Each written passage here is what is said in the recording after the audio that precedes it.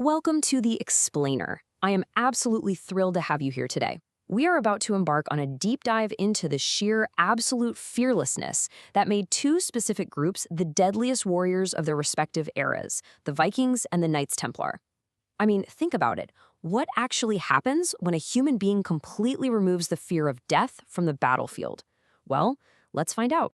We're using a dual feature structure today. First up, we'll explore the Norse war machine and their brutal Viking combat tactics. Then, we pivot straight into the Crusades for the rise of the Templars and the unbelievable Battle of Montgisard. All right, let's get right into part one, the Norse war machine. Okay, let's dive into this. Picture yourself as a young Scandinavian back in the day. Your absolute greatest ambition was to be invited into the chieftain's hearth, or hird. We're talking about dedicated, highly organized raiding parties, usually anywhere from 30 to 100 elite warriors. But listen, this wasn't just some casual sign-up sheet. Inside the Great Longhouse, these chieftains, who were essentially master tacticians, would literally shower their chosen men with gem-encrusted swords, silver and gold, and in return, you pledged a blood oath.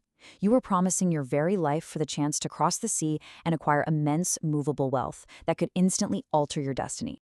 But to really understand why they were so dominant, we have to get inside their heads. The crucial piece of the puzzle here is their concept of Valhalla. This wasn't just some peaceful, cloudy afterlife. It was Odin's ultimate warrior paradise. Imagine a realm where resurrected fallen fighters endlessly feast on roast pork, drink alcohol, and hang out with Odin's warrior maidens, the Valkyries. But there was a massive catch to all of this. To earn that eternal heroic glory, you had to die with a sword in your hand. And it's that exact psychological framing that stripped away literally all fear of death on the battlefield. To put that into perspective, there's this incredibly visceral story from the saga of Gisli Surtson, an Icelandic outlaw. The saga notes that after he's mortally stabbed with a spear, he literally takes a cord and binds his own spilling internal organs up just so he can fight for a few more moments. Realizing he isn't going to win, he dramatically jumps off a cliff, literally splitting a pursuing man with his sword as he plummets to his own death. That right there is the terrifying psychological advantage of facing an enemy who is actively running toward death. Which brings us to part two, brutal Viking combat tactics. So how did this translate to actual fighting? It started with their defense, which creatively doubled as a brutal offense. The metal center of a Viking shield, known as the boss, functioned exactly like a set of heavy brass knuckles.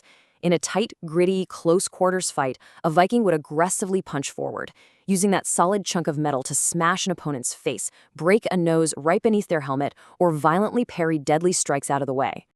Now, think about what happens when you combine that shield mastery with the iconic Viking axe. This was a brutally efficient sequence.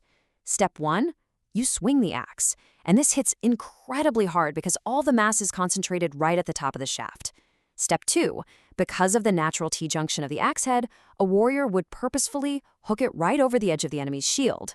Step three, you pull forward. This violently yanks the enemy's defense down, creating this wide-open, lethal opening to strike right behind their guard.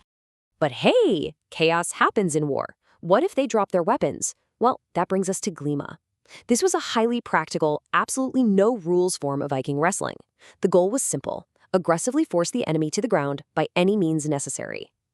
And why not just kill them? Because a dead enemy is fine, but a living, subdued enemy is highly valuable human capital. Taking captives to ransom or funnel into the slave trade was a massive, absolutely essential part of the Viking economy. They completely recognized that prosperity often meant overpowering an enemy and taking them alive. And this brilliantly illustrates our transition for today. Think about the Norse motivations: plunder, slaves, and a spot in Valhalla. Now contrast that with the reward of our next subject, the Templar: a clean slate, total absolution, and the kingdom of heaven. We're bridging our structure here. We're leaving behind the gritty, wealth-driven shores of the Norsemen and pivoting to the holy crusade of a completely different, yet equally fearless warrior class. Let's move into part three, Rise of the Templars. Let's trace just how fast this escalated. In 1119, there was a devastating attack on 700 Christian pilgrims traveling to the Holy Jordan River. 300 were killed, and 400 were forced into slavery. This tragic massacre sparks a French knight named Hugues de Payens to take action. He organizes a tiny group, just 9 men, to protect these roads. Well, King Baldwin II of Jerusalem is so incredibly grateful, he actually gifts them a headquarters at what they believe to be the Temple of Solomon, which is, of course, where we get the name Templars. Word spreads like wildfire, and by 1128, Pope Honorius II grants them papal sanction, officially making them an army of God. By offering a clean slate and eternal glory, the Templars suddenly started attracting elite, heavily funded, highly trained nobles from all over Europe. And that brings us to our final act, Part 4, the Battle of Montgisard. So you really gotta ask yourself, how do a few hundred knights defeat a massive army of 23,000 soldiers? Seriously, just lean in and let that suspense sink in for a second. How do the vastly outnumbered occupiers of the Holy Land survive the encroaching forces of the great Sultan Saladin? Because 23,000 is no joke. That is the high-end estimate of Saladin's vast Egyptian army marching north. And keep in mind, Saladin was so frustrated and frankly terrified by the combat prowess of the Templars that his strict policy was to put every single captured Templar to death. So the stakes here for the Knights aren't just losing a battle. It is quite literally absolute annihilation. The sheer disparity of the forces on that battlefield is mind-blowing. You've got Saladin's army, up to 23,000 men, vast resources, and supremely confident. In fact, Saladin was so overconfident when he saw the kingdom's forces hiding out in Ascalon that he thought Jerusalem was completely defenseless. He actually took his eye off the ball and spread his massive army out to burn and sack local villages. And then you have King Baldwin's forces, just a few hundred Templars and a couple thousand infantry. They looked completely, utterly helpless. But the Crusaders had an extraordinary underdog leader, King Baldwin IV. This kid was just a teenager facing the mighty, highly experienced Saladin. And more than that, he suffered from a massively debilitating, untreatable disease, leprosy. Yet, he absolutely refused to surrender. He rallies his terrified, vastly outnumbered forces by bringing out the true cross, which his men believed to be the actual wood Jesus was crucified on. By anchoring his army around this sacred relic, he gave them the ultimate holy motivation. As long as that standard was flying, they were inspired to stay right there and fight until the absolute last man. Now, what's really interesting about how they pulled off this miracle is the Montgisard trap. Step 1. King Baldwin and the Templars actively lure Saladin's overconfident forces toward a muddy, marshy area near Montgisard.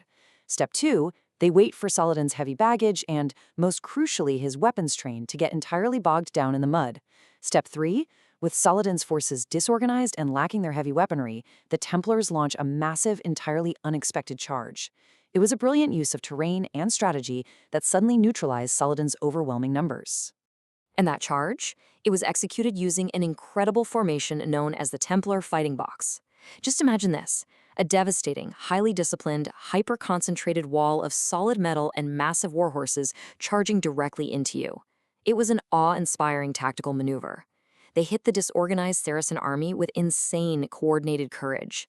The sheer terror of this organized wall of momentum completely broke the enemy lines and unleashed a chaotic, multi-day slaughter.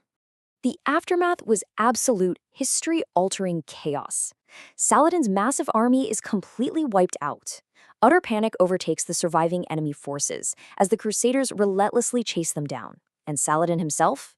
The mighty Sultan barely escapes the slaughter by jumping onto a racing camel and speeding away into the desert. It's a slightly humorous image for sure, but it perfectly highlights the sheer perfection of the Templar rulebook. Every single tactic they trained for was displayed beautifully on that battlefield to achieve a literally impossible victory. So, we'll leave you with this final thought. Whether driven by the promises of Odin in Valhalla or the Pope's absolute guarantee of heaven, what are the true limits of a warrior who has absolutely zero fear of death? We've seen today how ultimate belief transforms ordinary humans into unstoppable weapons, completely rewriting the maps of history in the process. I hope you found this explainer as fascinating and revealing as I did. Keep questioning, keep learning, and we'll see you next time.